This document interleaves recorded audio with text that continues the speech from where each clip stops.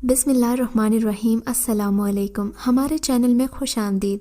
नाजरीन, आज आपके लिए मैं इंतहाई खौफनाक, सनसनीखेज और दिलचस्प कहानी लेकर आई हूँ। लेकिन कहानी शुरू करने से पहले आपसे गुजारिश है कि अगर आप हमारे चैनल पर नए हैं तो हमारे चैनल को ज़रूर सब्सक्राइब कीजिए ताकि आपको हमारी वीडियोस सबसे पहले मिलें। मैंने जब अपना आस्थाना खोला तो मेरे जहन में मुख्तलिफ नौइयत के खदशात थे। लोगों को मेरे पुराने काम के बारे में पता है। मेरी धोबी की दुकान थी। इलाके के लोग मुझसे कपड़े धुलवाते और इस्त्री कराने आते। एक वक्त था मेरी दुकान से अच्छी खासी आमदनी हो जाती और घर का गुजर बसर अच्छा हो रहा था। इस दुकान से मैंने अपनी दोनों बहनों की शादियां बड़ी धूमधाम से की थीं। खुद अपनी शादी पर खुलकर खर्चा किया। वालिद नवाब अली ने मुझे बहुत समझाया और कहा, तुमने अपनी बहनों पर बहुत खर्चा किया है, अब अपनी शादी पर तो ऐसा ना करो। अब्बा, तुम ठीक कह रहे हो, वाकई मैंने बहुत खर्चा किया है। लेकिन एक बात बताएं, क्या शादी रोज़ रोज़ होती है? ज़िंदगी में एक बार शादी होती है, उस पर हम कंजूसी करें क्या अच्छा लगेगा? बेटा, मैं तुम्हारे भले के लिए कह रहा हूँ, अब्बा ने कहा। अब्बा, बेफिक्र रहें, मैं शादी पर खर्चा कर रहा हूँ, शादी के बाद एहतियात करूँगा। अब्बा ने मुझे मज़ीद नहीं समझाया। बहरहाल शादी पर मैं खुला खर्चा करता रहा। बीवी के नाज नखरे उठाने में मुझे ज़रूरत से ज़्यादा खर्चा करना पड़ रहा था। मुझे एहसास भी होता था कि मैं अच्छा नहीं कर रहा, लेकिन दिल को ये कहकर समझा लेता कि फ़िक्र की बात नहीं है, ये सब वक्ती तौर पर करना पड़ता है, बाद में बीवी को समझा दूँगा, क्योंकि वो मेरे दुख दर्द की साथी है। उसे खुद भी एहसास होगा कि शादी के बाद मैंने उसका किस तरह ख्याल रखा। पैसे को अहमियत नहीं दी, सिर्फ उसकी मोहब्बत में हर वो काम किया जो उसने कहा। शादी के 1 साल बाद मैं बेटे का बाप बन गया। डिलीवरी ऑपरेशन से हुई। ऑपरेशन, दवाइयों के खर्चात बहुत हुए।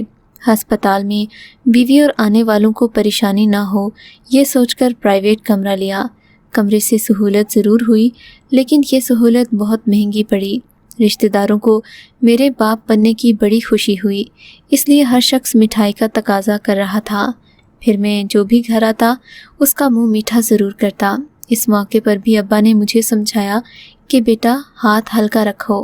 मुझे अब्बा पर बहुत गुस्सा आ रहा था कि इस खुशी के मौके पर वो चाहते हैं कि मैं कंजूस बन जाऊं।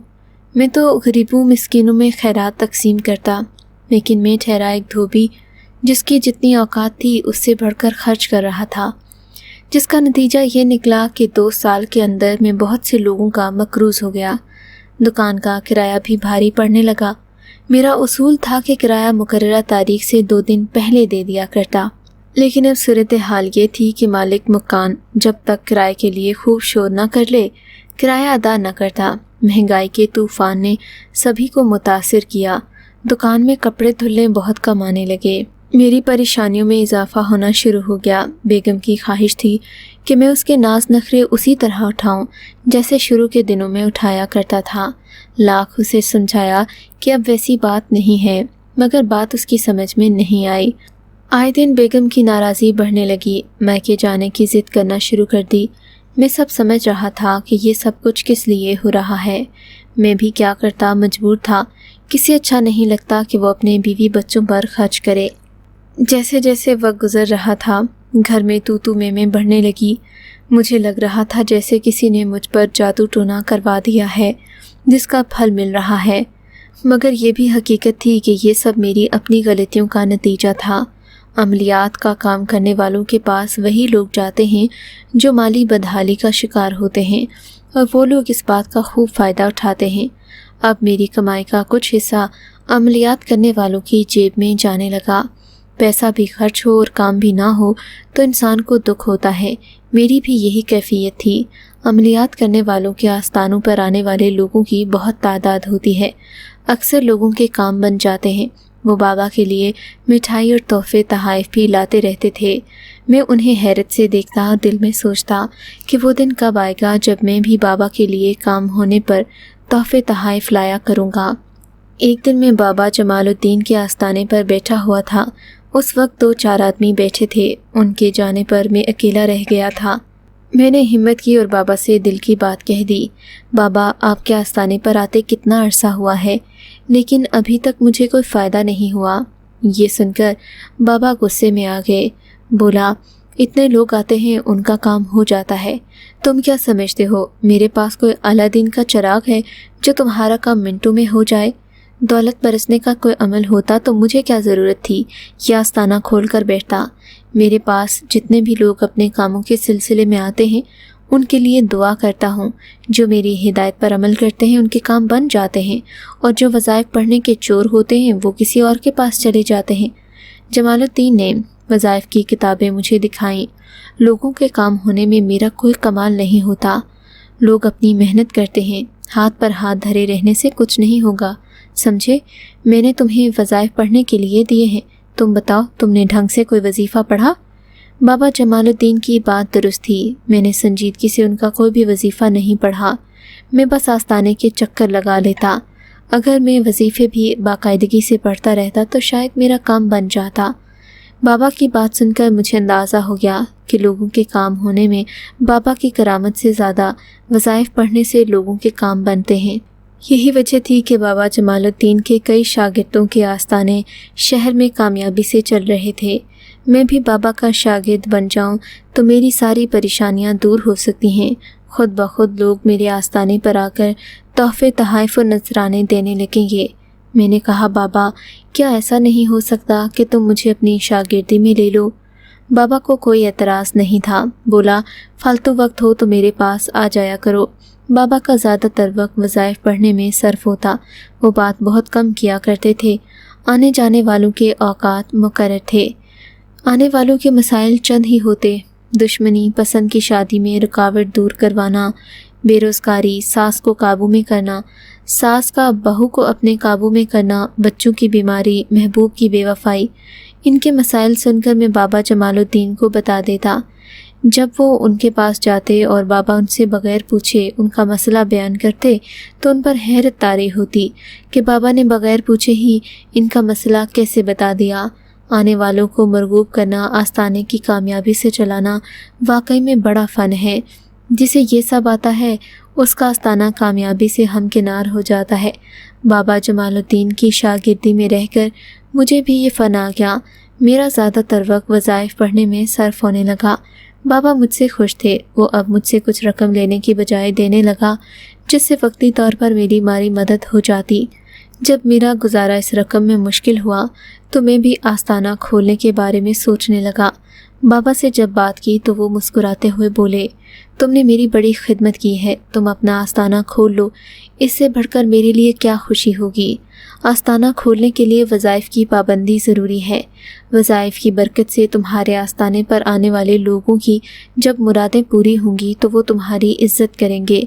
तुम्हें आसेब और जन्नात को काबू करने में कोई परेशानी हो तो बिला झिझक मेरे पास चले आना। जो भी परेशानी दरपेश हो बता देना। मेरे पास ऐसे ऐसे वज़ाइफ हैं जो जन्नात आसानी से किसी लड़की का पीछा नहीं छोड़ता। वो इन वज़ाइफ से ऐसे भागता है कि पलट कर नहीं आता। मैंने दिल में सोचा कि बाबा जमालुद्दीन मेरी मदद करे न करे, इसने मुझे आस्ताने की इजाज़त दे दी है।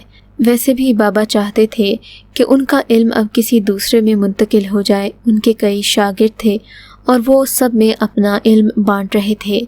आस्ताने को चलाने में इंसानी नफ्सियात का माहिर होना ज़रूरी है। बाबा जमालुद्दीन के पास रहकर मैंने इंसानी नफ्सियात से खेलना अच्छी तरह सीख लिया था। मुझे बिल्कुल भी उम्मीद नहीं थी कि मेरे आस्ताने खोलने की मुखालिफत सबसे ज़्यादा मेरी बीवी करेगी, मगर मैंने इसकी कोई परवाह न की और आस्ताना खोलने का इरादा मुकम्मल कर लिया। गोया बेगम तो मुझ पर फट पड़ी। बोली कि तुम आस्ताना क्यों खोलना चाहते हो? अगर आस्ताना ना चला तो हम इस रूखी सूखी खाने से भी जाएंगे।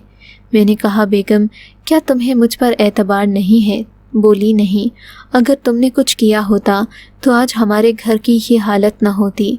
हमारी लड़ाई काफ़ी बढ़ती गई। बहरहाल मैंने उसकी किसी बात का ध्यान नहीं दिया। मुझे अपने आस्ताने की कामयाबी की इसलिए उम्मीद थी कि जिस मार्केट में धोबी की दुकान थी उस मार्केट में कई दुकानें मुख्तलिफ लोगों के आस्ताने में तब्दील हो चुकी थीं। इन आस्तानों के आबाद होने से लोगों की आमदोरफ्त बहुत ज़्यादा हो गई थी। इन लोगों ने साइन बोर्ड पर जो इबारतें लिखवाई थीं वो कमज़ोर अकीदा लोगों को अपनी तरफ खींचने में कशिश रखती थीं। इस इमारत में जितने भी आस्तानों के साइन बोर्ड पर जो इबारतें लिखी हुई थीं ان سے بڑھ کر میں نے دعوے کیے۔ اگر کوئی کمزور عقیدہ ایک بار میرے سائن بورڈ کی عبارت پڑھ لیتا وہ آگے نہ بڑھ سکتا، سیدھا آستانے کے اندر آ جاتا۔ لیکن کئی دن کے بعد بھی جب کوئی گاہک نہ آیا تو بیگم مجھے تانے دینے لگی۔ میں ان تانوں سے بالکل بھی نہیں گھبرایا، کیونکہ میں عورتوں کی نفسیات سمجھنے لگا تھا کہ جب پیسے ہوتے ہیں تو بیگم خوش رہتی ہے، اور جب پیسے نہیں ہوتے تو شوہر کو نکٹھو ہونے کے تانے دیے جاتے ہیں۔ 2 ہفتے بڑے ہی خراب گزرے، پھر میرا کام چل نکلا۔ حالات کے ستائے ہوئے غم کے مارے لوگ میرے آستانے پر آنے لگے۔ ان کے قدم آستانے پر پڑتے ہی مجھ پر نوٹوں کی گویا بارش ہو گئی۔ بابا سے جو علم سیکھا تھا اب وہ میرے کام آنے لگا۔ نوٹوں کے دم سے گھر میں خوشحالی آ گئی، بیگم بھی خوش رہنے لگی۔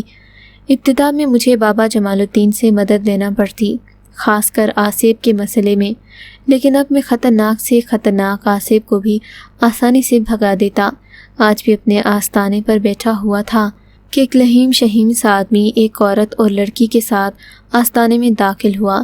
اس کے آستانے پر آنے سے مجھے لگا جیسے کوئی اور بھی مخلوق ہے جو آستانے میں داخل ہونا چاہتی ہے، لیکن میری عادت ہے میں آستانے میں داخل ہو کر حصار باندھ دیتا ہوں۔ اسی کی بدولت میں آصیبی طاقتوں سے محفوظ رہتا ہوں۔ آصیبی طاقتیں اپنی کوشش کے باوجود مجھ پر حملہ نہیں کر پاتی۔ میں نے دروازے کی طرف دیکھا اور مسکرا دیا۔ مجھے آصیبی مخلوق کی بے بسی پر ہنسی آ رہی تھی۔ لڑکی کی حالت بڑی خراب تھی، آنکھیں اندر کو دھنسی ہوئی تھیں، آنکھوں کے گرد سیاہ حلقے پڑے ہوئے تھے۔ ایسا لگ رہا تھا نہ جانے وہ کب سے بیمار ہے۔ بابا ہماری بیٹی، آدمی نے کہنا چاہا۔ ہاں، میں نے وہ مخلوق دیکھ لی ہے جو اس لڑکی کو ستا رہی ہے، وہ تمہارے ساتھ یہاں تک آ گئی ہے، لیکن میرے آستانے کے اندر داخل ہونے کی ہمت نہیں ہو رہی۔ میں نے کہا، بابا، ہماری پھول سی بیٹی کا اس مردود آصیب نے کیا حال کر دیا ہے، یہ دیکھیں کیسی بیٹی تھی ہماری۔ عورت نے ایک تصویر دکھائی جسے دیکھ کر میں حیران رہ گیا۔ وہ واقعی کھلتے گلاب کی مانند ہوا کرتی تھی، مگر اب ہڈیوں کا ڈھانچہ بن گئی تھی۔ اس کی تصویر دیکھ کر مجھے اس لڑکی کی حالت پر افسوس ہوا۔ میں نے اپنے دل میں فیصلہ کر لیا کہ لڑکی کو اس آصیبی مخلوق سے ضرور نجات دلاؤں گا۔ میں نے کہا، بے فکر رہو، تم لوگوں کو ایک تعویذ دیتا ہوں، لڑکی کے گلے میں ڈال دینا، اور 2 بوتلیں پانی کی دے رہا ہوں، انہیں لڑکی کو پلا دینا، گھر میں چھڑکنا بھی ہے۔ میں نے تعویذ اور بوتلیں دیتے ہوئے کہا۔ وہ آدمی جس نے اپنا نام داؤد اور بیٹی کا نام سائمہ بتایا تھا، بیوی کے ساتھ خوشی خوشی چلا گیا، لیکن جاتے جاتے 1000 کے 3 نوٹ میرے نذرانے کے ڈبے میں ڈالنا نہیں بھولا تھا۔ نذرانے کے طور پر اتنی رقم ڈالنے والا کوئی عام آدمی تو نہیں ہو سکتا تھا۔ وہ پیسے والی آسامی تھی۔ میں لالچی نہیں تھا، جو لوگ بھی مجھے نذرانہ دے جاتے اس پر خوش رہتا۔ ان کے جانے کے بعد آصیبی مخلوق بھی چلی گئی۔ وہ مخلوق مجھے غصے میں دکھائی دے رہی تھی، مگر مجھے اس کی پرواہ نہیں تھی۔ حالانکہ ابتدا میں بہت ڈرتا تھا کہ کہیں کوئی آصیب مجھے نقصان نہ پہنچا دے، کیونکہ زیادہ تر جنات طاقتور ہوتے ہیں، جہاں ان کا بس چلے انسان کو چت کر دیتے ہیں۔ وہ مخلوق اتنی آسانی سے لڑکی کا پیچھا چھوڑنے والی نہیں تھی، مجھے بڑی محنت کرنا پڑی تھی۔ زیادہ تر آستانہ چلانے والے اس نوعیت کے مسائل سے اپنی جان چھڑا لیتے ہیں۔ رات میں جب میں نے استخارہ نکالا تو کچھ عجیب سا منظر دکھائی دیا۔ یہ منظر دیکھ کر میں چونکے بغیر نہیں رہ سکا، کچھ گڑبڑ سی تھی۔ صبح ہونے پر لڑکی کو دیا ہوا تعویذ میرے پاس آ گیا، جس بات کا ثبوت تھا کہ اس آصیبی مخلوق نے خود کچھ ایسا عمل کیا ہے کہ لڑکی نے وہ تعویذ اپنے گلے سے اتار پھینکا ہے۔ اکثر جنات ایسا کرتے ہیں کہ جس لڑکی پر عاشق ہو جائیں تو وہ اس کا پیچھا نہیں چھوڑتے۔ اس مقصد کے لیے لڑکی سے جھوٹ بولتے ہیں کہ اگر وہ تعویذ گلے سے اتار دے تو اس کا پیچھا چھوڑ دیں گے، لیکن تعویذ اتروانے پر بھی اس کا پیچھا نہیں چھوڑتے۔ وہ دونوں اپنی بیٹی کو لے کر آئے تو پریشان دکھائی دے رہے تھے۔ میں ان کی پریشانی سمجھ گیا۔ لڑکی کے والد نے ابھی مجھے کچھ بتانے کے لیے منہ کھولا ہی تھا کہ میں بول پڑا، گھبراؤ نہیں، تمہاری بیٹی نے اپنے گلے سے تعویذ نکال کر پھینکا تھا، وہ مجھ تک واپس پہنچ گیا ہے۔ ہاں، اس نے ہمیں بہت پریشان کیا ہے، کہتی ہے کہ ہم اس کا علاج نہ کروائیں۔ میں نے کہا، لڑکی نہیں کہتی، وہ آصیبی مخلوق کہتی ہے، مگر تم بے فکر رہو، تم اپنی بیٹی کے بارے میں مجھے کچھ معلومات دو، اس کے بغیر میں اس کا علاج نہیں کر پاؤں گا۔ میں نے دروازے کی طرف دیکھا۔ اس وقت وہ بری آتما مجھے نظر نہیں آ رہی تھی۔ اس کا مطلب تھا کہ وہ یہاں آنے سے کترا رہی تھی۔ مجھے ایک نوجوان نظر آ رہا ہے جو پھانسی پر لٹکا ہوا ہے، ایک لڑکی کی آنکھوں سے آنسو بہہ رہے ہیں۔ میں نے استخارے میں جو منظر نظر آیا وہ بیان کر دیا۔ داؤد کا ایک لمحے کو چہرہ سرخ ہو گیا، وہ کچھ بتانے سے کترا رہا تھا۔ میں اس کی کیفیت کو سمجھ گیا، وہ اصل حقائق بتانے سے ہچکچا رہا تھا۔ جو لڑکا آپ کو دکھائی دیا ہے وہ بری آتما ہی اس نوجوان کی ہے، اس نے جیل سے رہائی پر گھر آ کر خودکشی کر لی تھی۔ اس کے بعد ہماری بیٹی بری طرح بیمار ہو گئی، اس کا روحانی علاج کروایا، لیکن نوجوان کی بری آتما اس کو ٹھیک نہیں ہونے دیتی۔ جب بھی سائمہ کے گلے میں تعویذ ڈالا جاتا ہے وہ دوسرے دن غائب ہو جاتا ہے۔ ہفتے بھر کی دوا سائمہ 2 دن میں ختم کر دیتی ہے۔ اس لڑکی کا قصہ کیا ہے، مجھے آپ تفصیل سے بتائیں، میں نے کہا۔ وہ لڑکی نجمہ ہے، بری آتما نبیل کی بہن۔ نبیل کو ایک چوری کے مقدمے میں جیل ہو جانے پر وہ اکیلی رہ گئی تھی۔ میاں جی نے ترس کھا کر نجمہ کو گھر کے کام کاج کے لیے رکھ لیا۔ ایک دن جب وہ کام پر نہیں آئی تو ہمیں تشویش ہوئی۔ ہمارے پرانے خادم نور خان کو نجمہ کے گھر بھیجا۔ نجمہ گٹھری بنی ایک کونے میں بیٹھی تھی۔ جب بولنے پر بھی اس میں کوئی حرکت نہ ہوئی تو نور خان نے اسے ہلا کر دیکھا، وہ مر چکی تھی۔ ہم نے اس کی تدفین کی۔ جب نبیل جیل سے سزا پوری ہونے پر آیا اسے بہن کی ہلاکت کا علم ہوا۔ اسی رات نبیل نے خودکشی کر لی۔ داؤد میاں، مجھے تمہارے گھر چل کر دیکھنا ہوگا، میں رات وہیں گزاروں گا، پھر ہی کچھ بتا سکوں گا کہ تمہاری بیٹی کا علاج کیسے ہوگا۔ ہاں، آپ جو مناسب سمجھیں وہ کریں۔ ہماری حویلی گاؤں میں ہے، جس دن آپ کا آنے کا پروگرام ہو فون کر دینا، میں ڈرائیور کو بھیج دوں گا۔ داؤد نے کہا۔ میں نے سائمہ کا تعویذ واپس اس کے گلے میں ڈال کر انہیں رخصت کر دیا۔ ایک کاغذ پر میں نے داؤد کا موبائل نمبر لکھ لیا۔ داؤد کی حویلی میں رات گزارنے کا میرا ایک خاص مقصد تھا۔ داؤد نے مجھے جو بات بتائی اس پر میں مطمئن نہیں تھا، اس لیے اس کی حویلی پہنچ گیا جہاں میری خوب آؤبھگت کی گئی۔ کھانا بھی اس قدر شاندار تھا کہ طبیعت خوش ہو گئی۔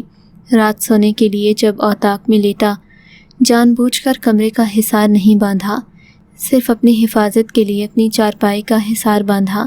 اس طرح وہ بری آتما اندر آ سکتی تھی لیکن مجھے نقصان نہیں پہنچا سکتی تھی۔ میں اس طرح لیٹا ہوا تھا کہ بظاہر کوئی بھی شخص یہی سمجھتا کہ میں سو رہا ہوں۔ داؤد کے والد میاں جی کو بھی میں نے دیکھ لیا تھا۔ واقعی ان کی حالت بڑی خراب تھی، وہ اپنی مرضی سے اٹھ بھی نہیں سکتے تھے۔ چارپائی پر چت لیٹے ہڈیوں کا ڈھانچہ محسوس ہو رہے تھے۔ میاں جی کو بھی فالج کا حملہ ہوا تھا اور یہ اسی بری آتما کی وجہ سے ہوا تھا۔ رات کے 1 بجے مجھے لگا کہ جس کا میں منتظر تھا وہ آ گئی ہے۔ دھیرے دھیرے میں نے آنکھ کھول دی۔ اوطاق میں 1 نہیں 2 روحیں تھیں۔ ایک روح کو میں جانتا تھا لیکن دوسری کو نہیں جانتا تھا۔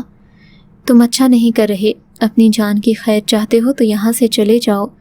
بری آتما شدید غصے میں دکھائی دے رہی تھی۔ میں چلا جاؤں گا لیکن کچھ الجھن ہے میرے ذہن میں، اسے دور کیے بنا نہیں جاؤں گا۔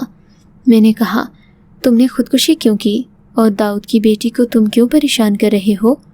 داؤد کے والد میاں جی نے ہم دونوں بہن بھائیوں کی زندگی ختم کر دی ہے۔ ہماری بے چین روحیں تسکین پانے کے لیے اس خاندان کو پریشان کرتی ہیں۔ میری بہن بہت خوبصورت تھی، گاؤں کا ہر نوجوان اس سے شادی کرنا چاہتا تھا۔ نجمہ پر میاں جی کی نیت بری تھی لیکن میرے ہوتے ہوئے وہ اپنی جنسی بھوک نہیں مٹا سکتا تھا، اس لیے انہوں نے مجھے راستے سے ہٹانے کے لیے ڈرامہ رچایا۔ میں اس کے دوست منشی احمد کے پاس ملازم تھا، اس کی دکان میں مصنوعی چوری کا ڈرامہ رچا کر مجھے جال میں پھنسا دیا۔ مجھے چوری کے الزام میں سزا ہو گئی۔ ادھر میاں جی نے ہمدردی کرنے کو نجمہ کو یہاں نوکری دے دی۔ ایک رات میاں جی نے اپنی بھوک مٹا کر نجمہ کا گلا گھونٹ دیا تاکہ وہ اس راز سے پردہ نہ اٹھا سکے۔ اس کے بعد ہمارے گھر میں نجمہ کو گٹھری کی شکل میں کونے میں بٹھا دیا تاکہ گاؤں کے لوگ سمجھیں کہ وہ کسی چیز سے خوفزدہ ہو کر خوف کے مارے مر گئی ہے۔ میں جب جیل سے رہا ہو کر گاؤں آیا مجھے اندازہ ہو گیا کہ کیوں چور بنا کر مجھے جیل بھیجا گیا تھا، لیکن میں اپنے شک کو دور کرنے میاں جی کے اوطاق میں چلا گیا۔ رات کا وقت تھا، میاں جی حقہ پی رہے تھے۔ میں جب ان کے سامنے شور شرابہ کرنے لگا تو ان کو یہ بات اچھی نہ لگی۔ ان کے آدمیوں نے مجھے پکڑ لیا۔ میاں جی بولے، آج تک کسی کی اتنی جرت نہیں ہوئی کہ منہ کھول سکے، تمہاری بہن کی طرح موت تمہارا بھی مقدر بن گئی ہے۔ یہ کہتے ہوئے میاں جی نے ایک نوجوان کو اشارہ کیا، اس نے ایک ڈوری میری گردن میں ڈال دی۔ میں خود کو چھڑانے کی کوشش کر رہا تھا، لیکن میاں جی نے مجھے مضبوطی سے پکڑا ہوا تھا۔ تب ہنستے ہوئے بولے، میں نے آج تک جو چاہا اسے پا کر رہا ہوں۔ میں تمہاری بہن کو جان سے نہ مارتا، لیکن اس نے مجھے دھمکی دی تھی کہ وہ پورے گاؤں کو میرے بارے میں بتائے گی، اور تم تو جانتے ہو میں کسی صورت میں بھی اپنی رسوائی نہیں چاہتا تھا، اسی لیے نجمہ کا گلا گھونٹ کر اسے ہلاک کر دیا۔ یہ بات میں تمہیں اس لیے بتا رہا ہوں تاکہ روح پرسکون ہو جائے۔ یہ کہتے ہوئے میاں جی نے ڈوری پکڑے ہوئے نوجوان کو اشارہ کیا۔ اس نے رسی کو میری گردن پر تنگ کرنا شروع کر دیا۔ میں نے تڑپ تڑپ کر اپنی جان دے دی۔ اس دن سے میری روح بے چین ہے۔ جب تک میاں جی کے خاندان کا ایک ایک فرد ہلاک نہ ہو جائے اور میں میاں جی کی وہ حالت نہ دیکھ لوں جو میں نے دل میں سوچی ہے، میں نہ زندہ ہوں نہ میں مردوں میں ہوں، میں اسے تباہ کر کے رہوں گا۔ جاؤ جا کر دیکھو، اس کی پوتی بھی اپنی زندگی کے آخری سانسیں لے رہی ہے۔ میں سب کا یہی حشر کروں گا۔ کیوں نجمہ، میاں جی کے خاندان نے تمہارے ساتھ کیا برا سلوک کیا تھا؟ تم ان کے کیے کی سزا ان کے خاندان کو اور اس معصوم لڑکی کو کیوں دے رہی ہو؟ خود ایک لڑکی ہو کر تم اس کا درد نہیں سمجھ سکی؟ میں دوسری روح سے مخاطب ہوا، نہیں، یہ بات نہیں ہے۔ میاں جی کے خاندان کے لوگوں کا مجھ سے تو ایسا سلوک تھا جیسا کہ وہ اپنے گھر والوں سے کرتے تھے۔ نجمہ کی روح نے میرے سامنے سر جھکا لیا۔ دیکھ لو نبیل، میاں جی کے خاندان نے کبھی بھی تمہارے ساتھ برا سلوک نہیں کیا، نہ تمہاری بہن کے ساتھ کوئی برائی کی، گھر والوں جیسا سلوک کیا، پھر بھی تم انہیں سزا دینا چاہتے ہو۔ میاں جی تو اپنے انجام کو پہنچ گئے ہیں، انہیں فالج کا اٹیک ہو گیا ہے، کبھی بھی ان کی روح ان کا ساتھ چھوڑ سکتی ہے۔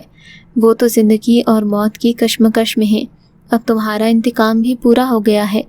میاں جی نے جو تمہاری بہن کے ساتھ زیادتی کی ہے، تم بھی میاں جی کے نقش قدم پر چلنے کی بجائے اس خاندان کو تنگ کرنے کا عمل چھوڑ کر یہاں سے چلے جاؤ۔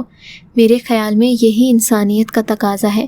میں نے کہا، نہیں، ایسا نہیں ہو سکتا۔ میں اس خاندان سے بھرپور انتقام لوں گا، ایک ایک کو ماروں گا، کسی کو نہیں چھوڑوں گا۔ یہ خاندان میرے انتقام کا نشانہ بنے گا۔ نبیل کی روح غصے میں آ گئی۔ ٹھیک ہے نبیل، اگر تم نہیں سمجھنا چاہتے، میں تمہیں سمجھا چکا ہوں۔ جو اچھائی اور بھلائی کا راستہ ہے وہ تمہیں دکھانے کی کوشش کر رہا ہوں، لیکن اگر تم نہیں سمجھتے تو پھر مجھے وہی عمل کرنا پڑے گا جس سے تم دونوں کو ہمیشہ ہمیشہ کے لیے جل کر بھسم ہونا پڑے گا۔ میں تم لوگوں کو یہاں نہیں چھوڑوں گا، تمہاری لاش بھی کسی کو نہ ملے گی۔ میں نے غصے سے کہا، ہاں بھلے ہو جائیں ہم فنا ہو جائیں، لیکن ہم اس خاندان کا پیچھا نہیں چھوڑیں گے۔ دوسری روح نے کہا، تو پھر ٹھیک ہے، اگر تم باز نہیں آتے تو میں اپنا عمل شروع کر رہا ہوں۔ یہ کہتے ہوئے میں نے اپنا عمل شروع کر دیا، بری آتماؤں کو جلا کر بھسم کرنے کا عمل جو مجھے جلال الدین شاہ نے سکھایا تھا۔ یہ وہ عمل تھا جو بڑی سے بڑی بدروح کو بھی ٹھکانے لگا سکتا تھا۔ ابھی مجھے عمل کرتے ہوئے چند منٹ ہی ہوئے تھے کہ وہ دونوں روحیں چیخ اٹھیں، خدا کے لیے یہ عمل ختم کر دو، ہم دونوں یہاں سے بہت دور چلے جائیں گے، پھر کبھی پلٹ کر نہیں آئیں گے، ہمیں معاف کر دو۔ وہ گڑ گڑاتے ہوئے مجھ سے معافی مانگنے لگیں۔ ان کی یقین دہانی پر میں نے اپنا روحوں والا عمل روک دیا۔ تب وہ دونوں اٹھیں اور اسی وقت کمرے سے چلی گئیں۔ صبح ہوئی تو میں پرسکون تھا۔ میں نے ناشتہ کیا، خاندان والوں کو مبارکباد دی اور کہا کہ اب کے بعد سے یہ سائمہ کو تنگ نہ کرے گی۔ پھر میں ناشتہ کر کے شہر چلا آیا۔ داؤد کو یہ یقین دہانی ہو گئی تھی کہ اب بری آتما اس کی بہن سائمہ کو تنگ نہیں کرے گی۔ پھر میں گھر آ گیا۔ کچھ دن تو ٹھیک سے گزر گئے۔ 2 ہفتے بعد میرے دروازے پر ایک دستک ہوئی۔ میں نے دروازہ کھولا تو سامنے حیران رہ گیا کہ داؤد اپنی بیٹی کے ساتھ کھڑا تھا۔ میرے آستانے پر وہ آیا تو میں تو انہیں پہچان ہی نہیں سکا۔ صحت مند ہو کر سائمہ بالکل گلاب کی مانند کھل اٹھی تھی۔ اسے دیکھ کر میں مطمئن ہو گیا کہ اسے بری آتما سے اور اس کے خاندان کی بھی جان چھوٹ گئی ہے۔ اب سائمہ اور اس کا باپ کبھی کبھی مجھے تحفے تحائف دینے آتے ہیں۔ وہ جانتے ہیں کہ میں نے بنا کسی لالچ کے ان کا ساتھ دیا اور اسی بات پر وہ میرے شکر گزار ہوتے ہیں۔ خدا سائمہ کو ہمیشہ خوش رکھے۔